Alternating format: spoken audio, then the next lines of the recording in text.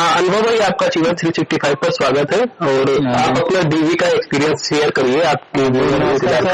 जैसे ही मैं गया हूँ रिपोर्टिंग टाइम पे, जो मेरा रिपोर्टिंग टाइम था 10 बजे, उसके बाद जो कोविड वाला वो फॉर्म था उन्होंने चेक किया है और उस पर डिटेल भर दिया है, टेम्परेचर वगैरह। फिर 2 टेबल बनाया गया है, एक ए बी और एक सी डी।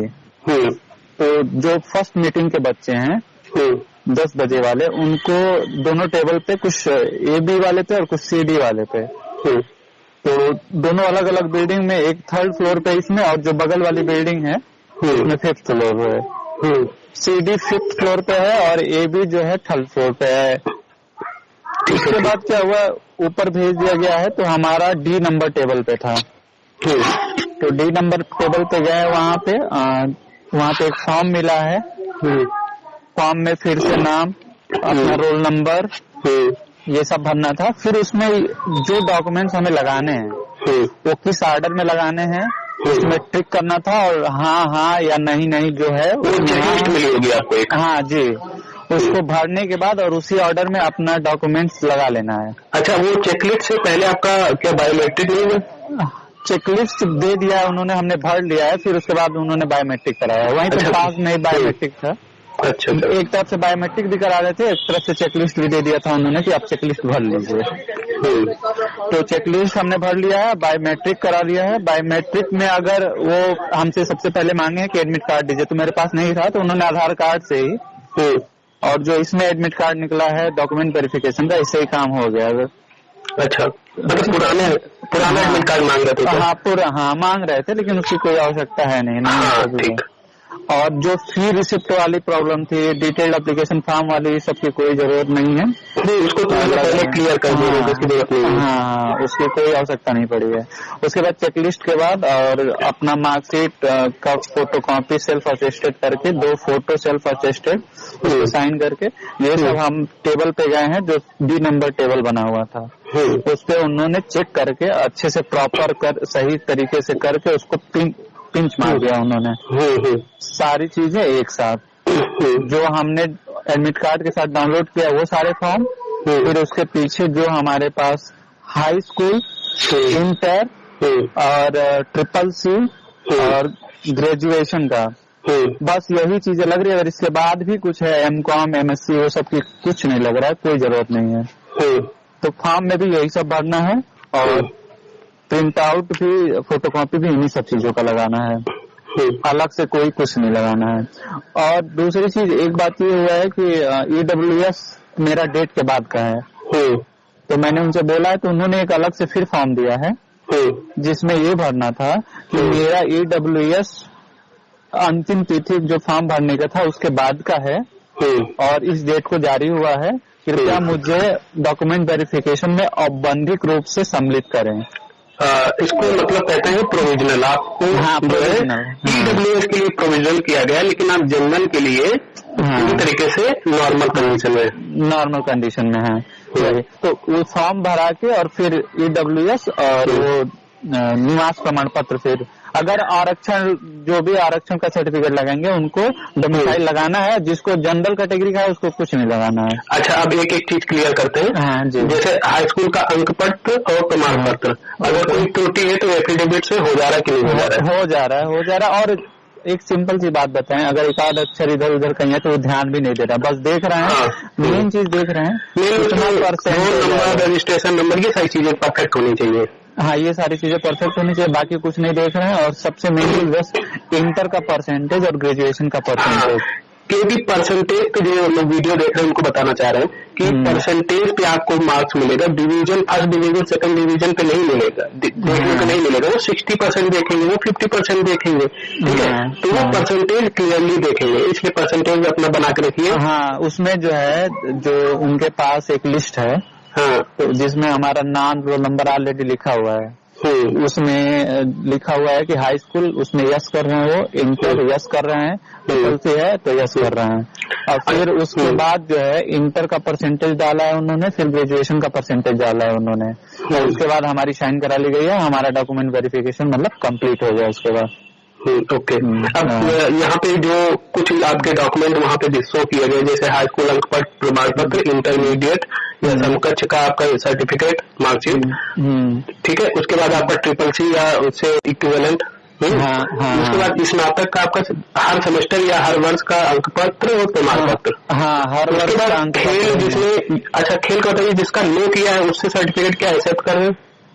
नहीं, नो किया इस तरह का तो कोई कंडीशन नहीं आया था, लेकिन अगर आपने वही तो अगर आपने मतलब डेट के पहले का कुछ नहीं है, उसके बाद का कुछ है, तो वही प्रोविजनल वाला फॉर्म भरवा के वो ले रहे हैं। अच्छा, मतलब अगर कुछ डेट के बाद गया तो प्रोविजनल। हाँ। अच्छा, एक चीज क्लियर करिए, क्या जो निवास प्रमाण पत्र है वो नया वाला एक्सेप्ट हो रहा है, जैसे किसी 2021 वाला लगा रहा है या 19 का नहीं है? मेरे पास तो 2021 का भी था और 2018 का था, ठीक है।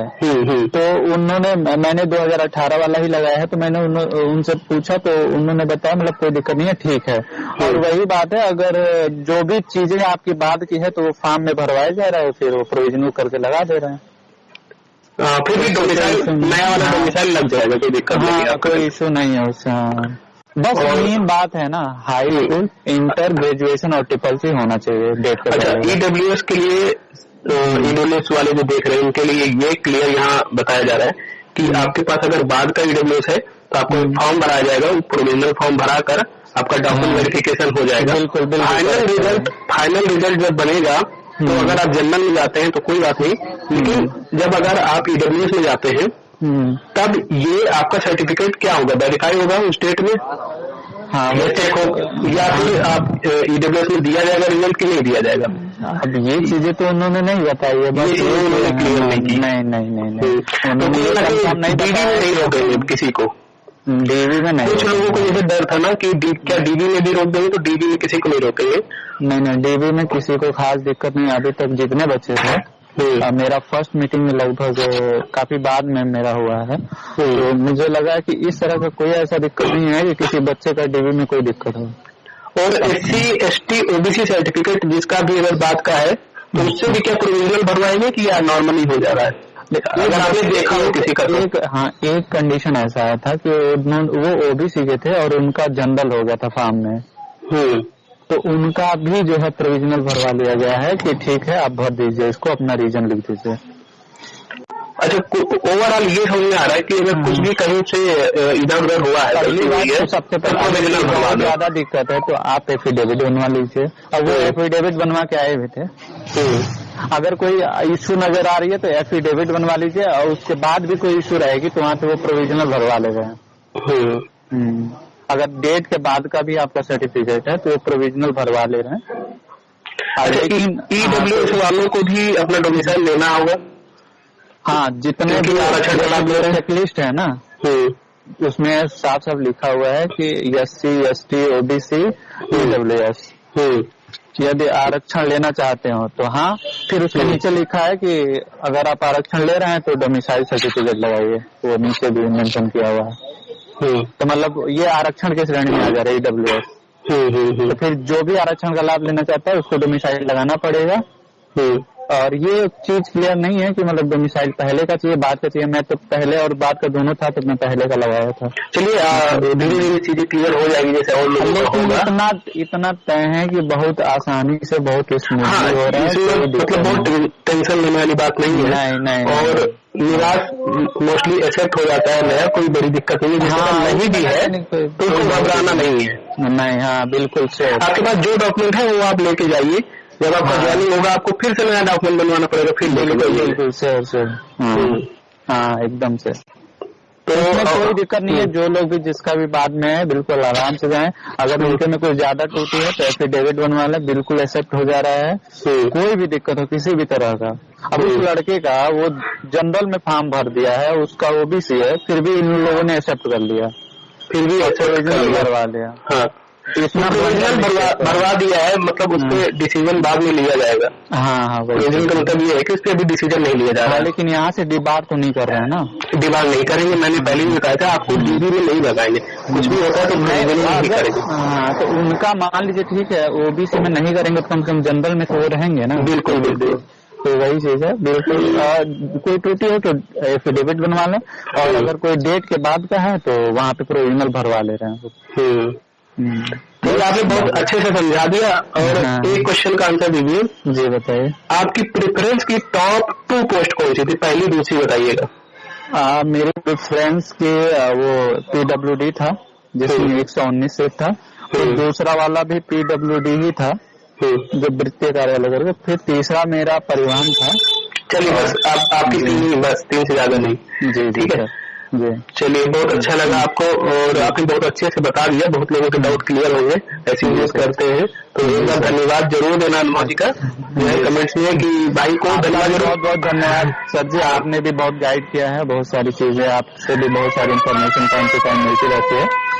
तो मेरी शुभकामनाएं हैं आपके साथ कि आप ऐसे ही ग्रोथ करते रहें, और जो भी स्टूडेंट है मैं चाहूंगा कि सब लोग सपोर्ट करें। ठीक है अनुभव जी, बहुत अच्छा लगा। जी sir, thank you sir. Okay, thank you.